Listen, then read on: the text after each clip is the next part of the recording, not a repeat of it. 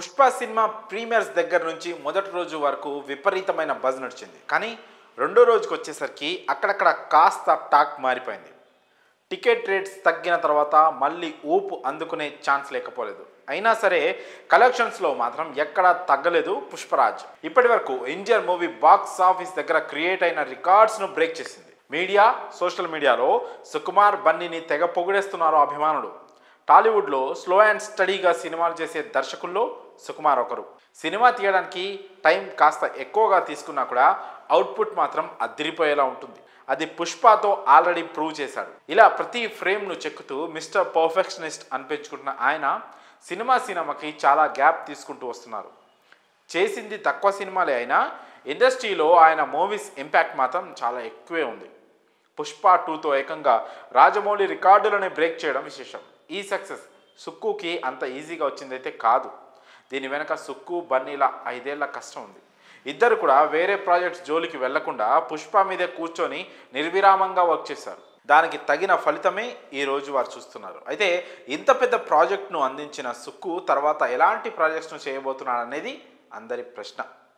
సాధారణంగా ఒక హీరో నుంచి కానీ ఓ డైరెక్టర్ నుంచి కానీ ఇలాంటి ఓ బ్లాక్ బస్టర్ సినిమా వచ్చిందంటే వారి నెక్స్ట్ సినిమాల మీద విపరీతమైన అంచనాలు పెరుగుతూ ఉంటాయి.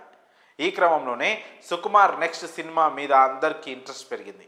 ఆల్రెడీ పుష్ప 3 గురించి అనౌన్స్ చేశాడు కాబట్టి దాని మీద వర్క్ మొదలు పెడతాడా అనే ప్రశ్నలు కూడా కొందరిలో ఉన్నాయి. కానీ ఇప్పటికే దీని మీద 5 ఏళ్ళు కూర్చున్నాడు కాబట్టి ఇప్పట్లో దీన్ని టచ్ చేయరని కొంతమంది కామెంట్స్ చేస్తున్నారు. పుష్ప 2 తర్వాత రామ్ చరణ్తో సుకుమార్ ఓ సినిమా చేయాల్సి ఉంది. దీనికి సంబంధించిన అధికారిక ప్రకటన కూడా వచ్చేసింది.